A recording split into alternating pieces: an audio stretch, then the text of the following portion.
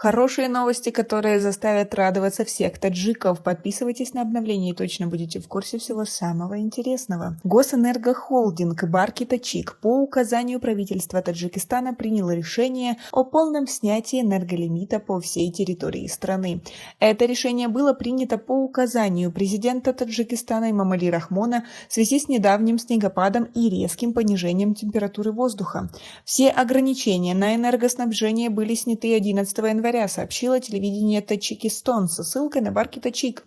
При этом Барки Тачик просит потребителей экономно и рационально расходовать электроэнергию, ведь безлимитная подача электроэнергии с учетом роста спроса в морозные дни приводит к дополнительным расходам воды водохранилища Нурекской ГЭС, а в случае несоблюдения мер по энергоснабжению приводит к перегрузкам электрических сетей, трансформаторов и авариями в энергосистеме страны.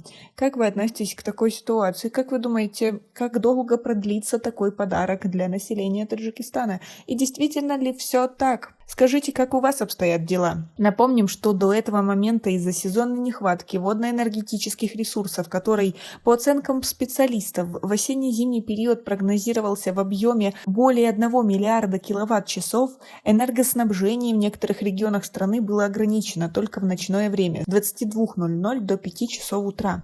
Ежегодно, начиная с октября, большинство жителей районов Таджикистана жалуются на ограничение подачи электроэнергии или лимит днем с 8 утра до 17:00 и ночью с 22:00 до 6 утра. Официальные лица компании Барки Тачик опровергали наличие лимита электроэнергии в стране и заявляли, что в районах, где электричество отключают на несколько часов, это делается для проведения ремонтных работ в системе электроснабжения. Как вы относитесь ко всей этой ситуации? Как вы думаете, почему энергетики скрывали от населения правду? Почему они не говорили, что введен энерголимит? Ведь через время им все равно приходилось это признать, ведь народ постоянно требовал, чтобы им объяснили ситуацию. Почему сразу не сказать, что вот вводится энерголимит? Население бы к нему подготовилось. Почему они постоянно врут таджикам и думают, что это как-то улучшит ситуацию? И как вы думаете, как долго продлится снятие энерголимита? Ведь чем холоднее в Таджикистане, тем больше население использует обогреватели, и в принципе электроэнергию, тем самым ее потребление очень быстро вырастет.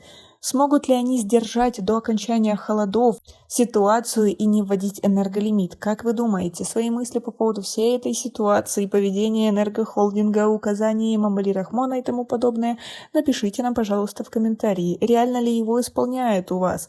У нас пока на этом все. Оцените наше видео подпиской и лайком. До скорой встречи.